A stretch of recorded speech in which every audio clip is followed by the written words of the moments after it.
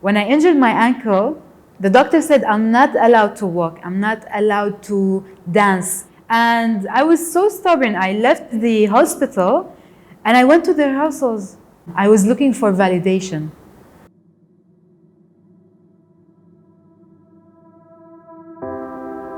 Why should people listen to the video we're creating today? Like, what's it about? It's about rest and recovery because I went through so many injuries in my life and I had to go the hard way to understand the importance of recovery. So I don't want anyone to go through injuries and their bodies shutting down and getting sick just because they cannot stop. But some people struggle with sitting and resting and relaxing because they feel that whatever they've done is not enough. For years, I went through so many injuries because I did not feel enough, or I did not feel that I was doing enough to rest or take some time to recover or take some time to reflect on how much I've done already.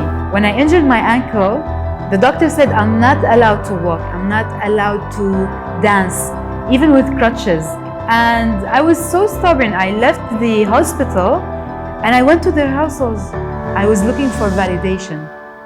Please validate me. I am a dancer. Please see me as a dancer. And that was my mistake. I should have respected my body more than my ego. Where you are right now is exactly where you need to be, and that's beautiful by itself. If you embrace that, you start to enjoy your journey. That was my mistake. I was living in others' journey rather than my own. I thought that injury was my validation of my hard work. And that was the worst attitude towards achieving anything in life. I promise you, when you take the rest and when you recover, miracle things happen.